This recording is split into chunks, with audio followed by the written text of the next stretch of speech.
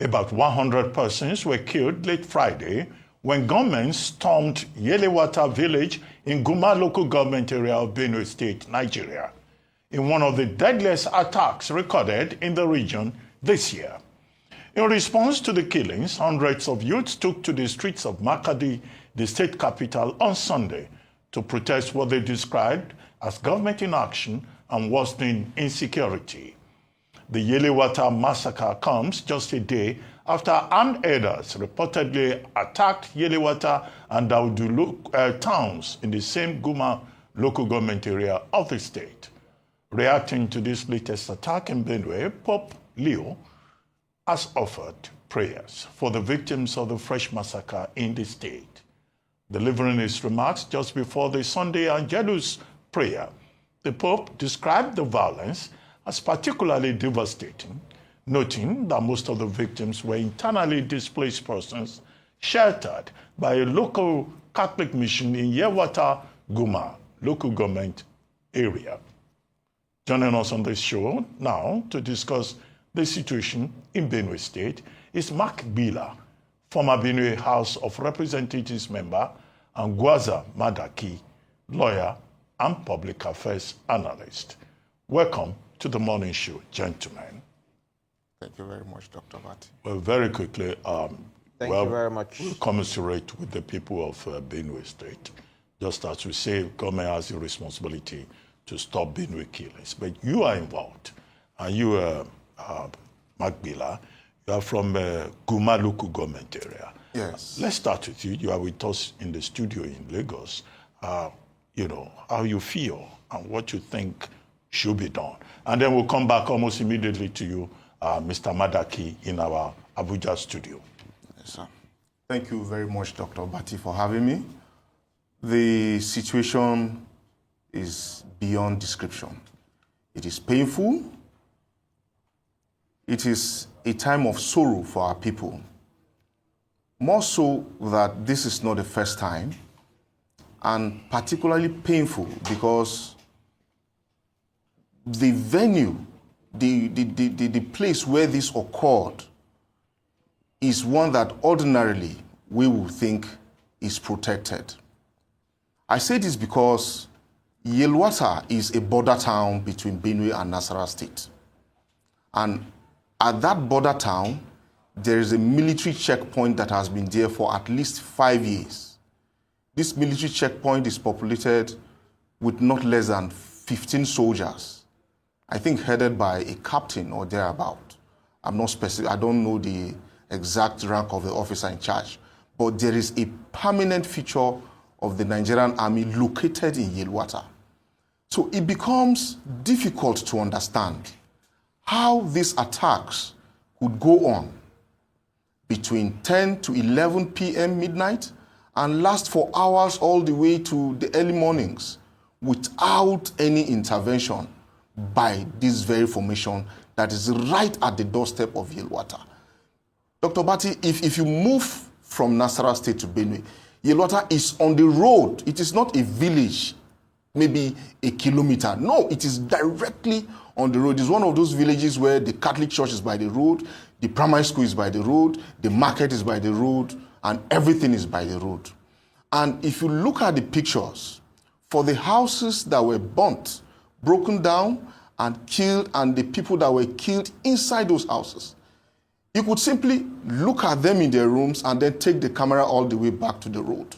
It's difficult to understand, and for us in Guma local government, we're in a state of shock and perhaps feeling like orphans, feeling abandoned by those who have the responsibility to protect and safeguard the lives of our people and their properties.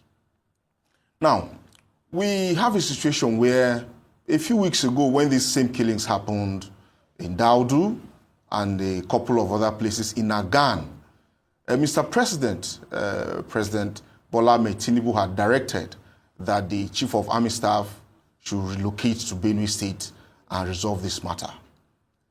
I can tell you that, yes, the army chieftain got to Benue State, met with his officers, because Benue State hosts two army formations.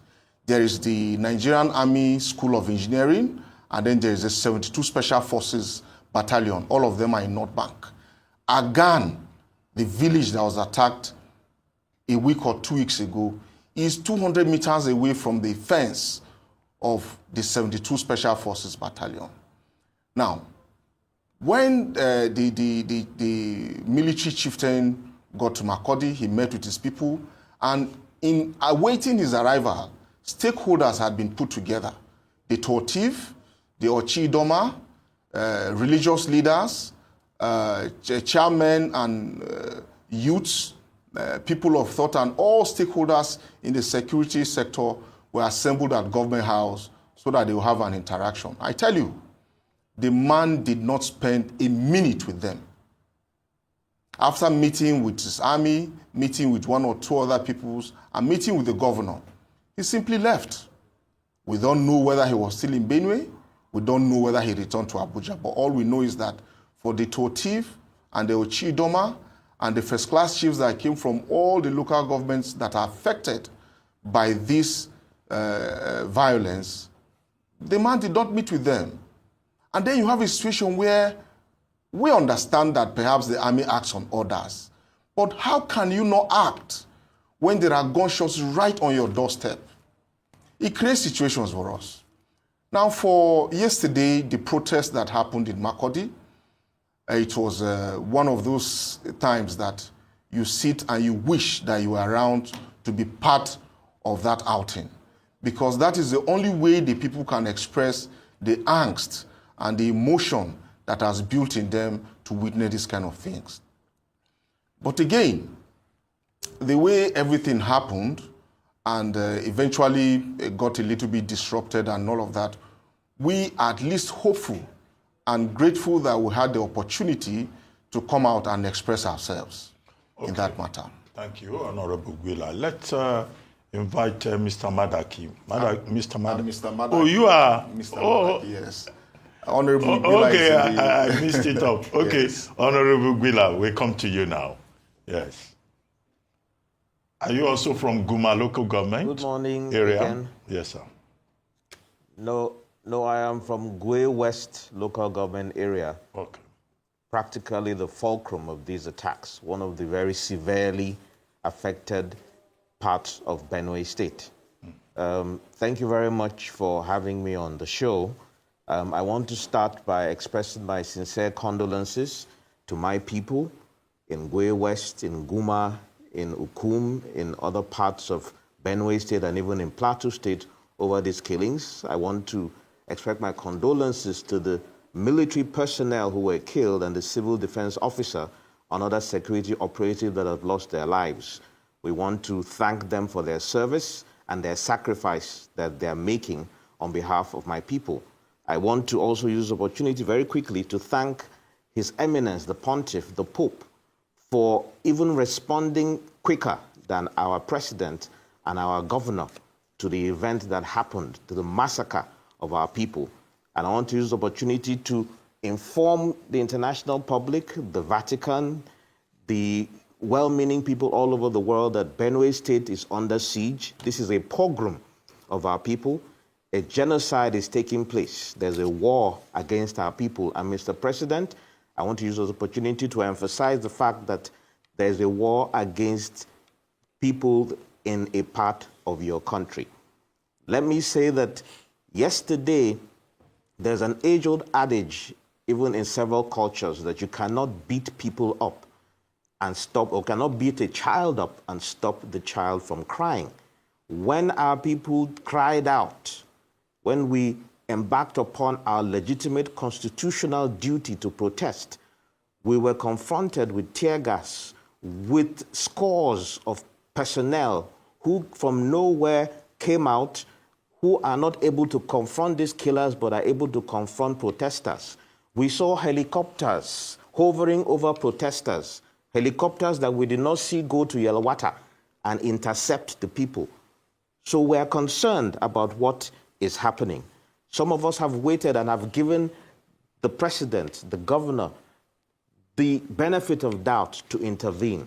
But after 2 years, we cannot keep quiet anymore, including those who were declared as representatives of the people. 2 years later, and nothing seems to be happening. I have to point out immediately now what was shocking and of a concern to me in the statement made by Mr. President. And let me quote very clearly. Mr. President, first of all, mentioned that he has asked that an implementation of his earlier directive, meaning he gave an initial directive that apparently was not followed. He has to now give a follow-up directive. That is one. Number two, he is saying that in the latest round of reprisal attacks, Mr. President, it appears as if some people are not giving you the right information. Mr. President is being misinformed and ill-advised. There is no such thing as reprisal attacks going on. Our people are under siege. Mr. President asked the governor to convene reconciliation meetings and dialogue among warring communities, warring parties. Those are the words used by Bayo Onanuga. And then seek harmonious existence between farmers, herders, and communities. I'm aware that there seems to be a lot of sycophancy in the country right now.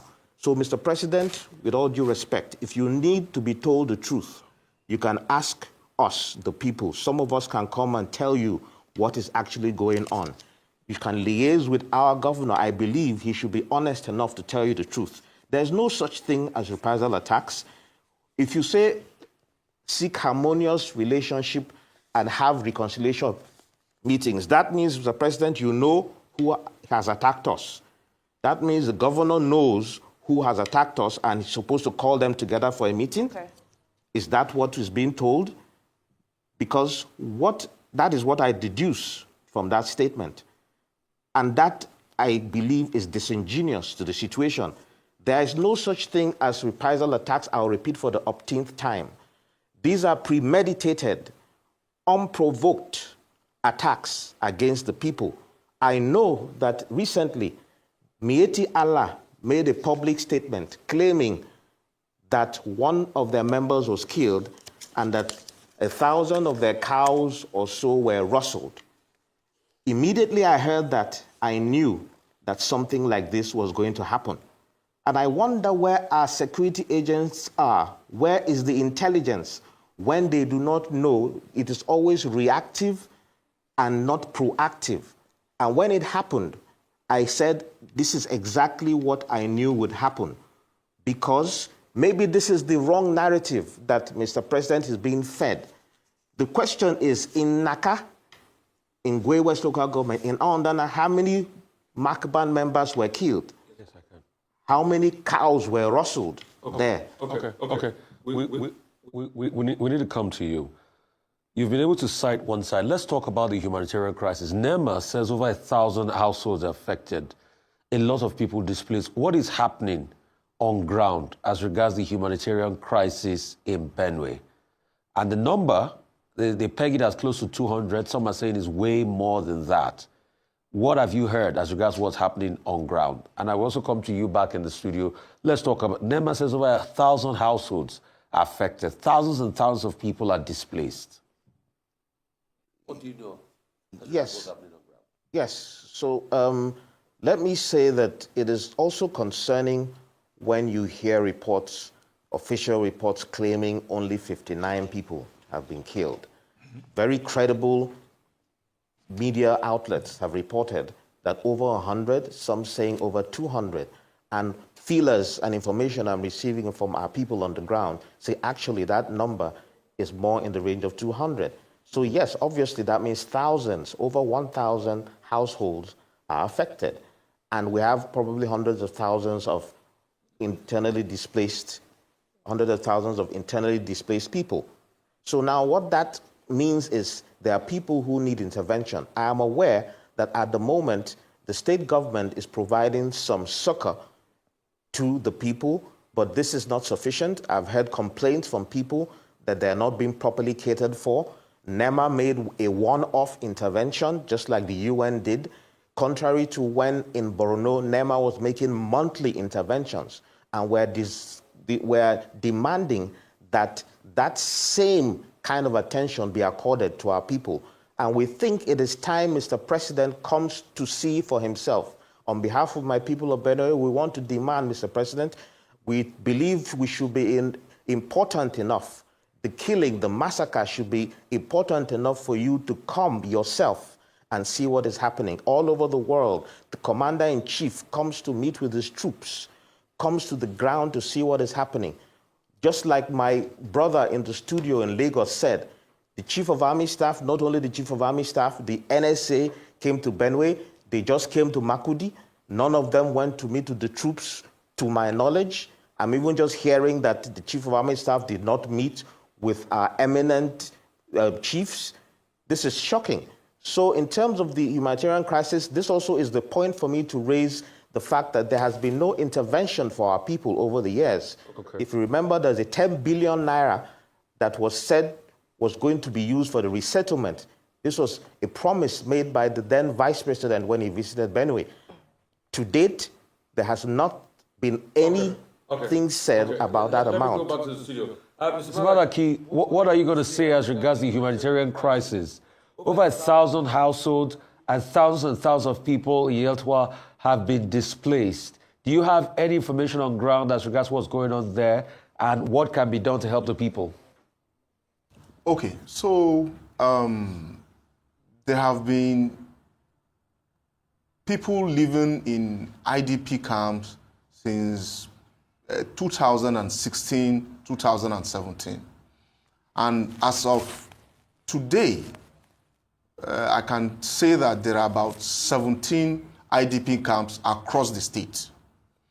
We're talking about 17 IDP camps hosting more than 1,000 families. You know, when you say families, you know what that means. It's not just 1,000 individuals, more than 1,000 families across 17 IDP camps across the state. Now, we all know that issues of succor and emergency are not just state-based. They also fall under the purview of the federal government as well. So, as much as intervention that can be gotten and as much support that can be secured for our people will be very much welcome, because they live in squalor. It's a difficult situation to look at. And then for those that are also housed by charity organizations like the Catholic Church, for example, to now get attacked like what happened in Yelwata, it particularly is a very painful situation. We know that, like my brother, Honorable Igbila, has stated, that NEMA has a structured way of intervening in this kind of situations. And then it is only proper and right in this instance that they also extend that intervention to Benue, because the situation is dire and needs all kinds of help that can come in at this very moment. All right. Mr. Madaki, let's unpack a little bit of the politicization of this crisis that we have seen, because it seems this is one issue that's hindering, us getting a breakthrough. We saw a video of the governor speaking to the president yesterday, I believe, but the statement from the president seems to allude to the fact that there's a bit of distance between what's happening on the federal level and the state level. Just a little bit of clarity from your understanding, Mr. Madaki. The politicization, the very unfortunate and tragic politicization of this crisis, where are we going, and how do we resolve that? Who are the parties involved? You see, it is very unfortunate that in the middle of all of this, we still have politics rearing its ugly head. The matter is clear. We need to say things as they are. The highest ranking political appointee from Benue State is the secretary to the government of the Federation, the SGF. Our father and leader, Senator George Akume. Now, as the secretary to the government of the Federation, he holds, he's in charge of the Cabinet Affairs Office. For all official communications that come through the president, he is aware. So it is difficult to understand why a press release will come from the president's spokesman putting out some of those assertions when we have our own father and a Benue son right next to Mr. President's ear? It's difficult to understand. And perhaps let me even point it out at this very moment, that it will interest you to know that since all of this killing started, we have not heard the voice of our father and leader. He has not issued a statement. That's the SGF, the Secretary of the Government of Federation. He has not issued a statement. He has not come to visit. He has not condoled with his people. You see, this reminds me of the story of Esther in the Bible, when she became queen to King Artaxerxes, and somebody had plotted the elimination of the Jews. Her uncle Mordecai told her, "You are in that position to whisper to the king to save your people. You are not there for you. God put you there to be able to speak to power to rescue your people. If you do not do that, when the plot to exterminate your people gets hatched and deployed, it will also consume you." It is our hope that perhaps at this very point, our father and leader will hear the cries of our people and come and stand with us and issue a statement and condole with the people. Let us know that he is here with us. Now, you see, it is difficult to unpack all of this. And for me, I like to look at it in a broad sense. No governor, no reasonable governor is going to be comfortable to sit idly and watch his or her people get killed. We've seen this happen from Gabriel Suswam when he was governor, to Dr. Otom, and now to the present governor, Hyacinth Alia. For a particular situation to happen across different sets of people from different political parties. Gabriel Suswam was a lawyer, he is a lawyer, Otom is a businessman, the present governor is a Catholic priest. If they are confronting the same security challenge and cannot do anything to resolve it but wail and cry and request and throw their hands, then Dr. Abatti, there's something fundamentally wrong with the structure of the security architecture. I say this because they call governors chief security officers of the state. But in truth, are they really what they are called? How are you the chief security officer in your state when you cannot issue an order to deploy a platoon of any kind of intervention to any area that is in dire crisis? And this is the point where perhaps in the long run, as we proceed with these conversations on this matter, to call on our members from the National Assembly that perhaps it is time to introduce legislation that speaks to operating real practical federalism in terms of security.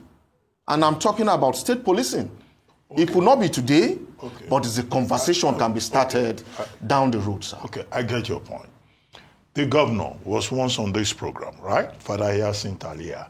He was saying more or less that he was helpless and that Benue State was under siege. Now, what the president has asked him to do is to see if he can call the parties together involved in this crisis. You don't need the state police to initiate dialogue. Are you invariably saying that even the governor may not be able to initiate any kind of dialogue to at least douse tension?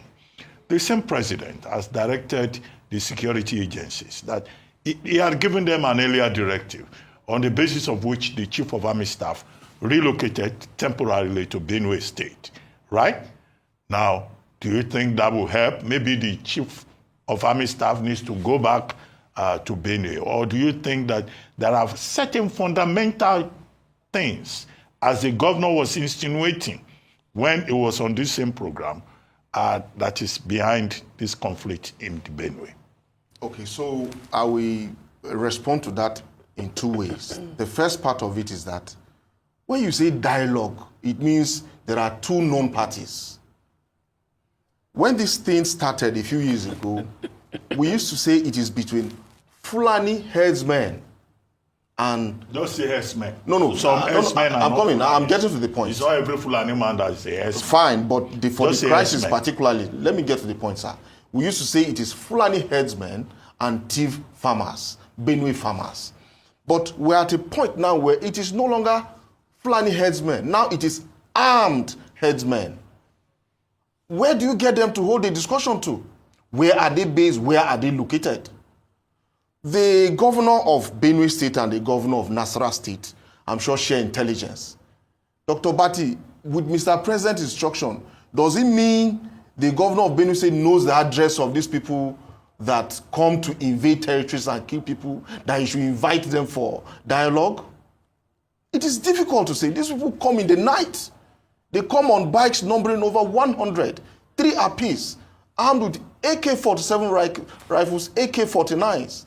How do you hold a conversation with people that have no addresses? We only know that from intelligence reports that comes to us from time to time that they get camped in neighboring villages from Nasarawa State. Mr. And all of that, yeah. As we round up with you, Mr. Gwaza Madaki, what's the way forward?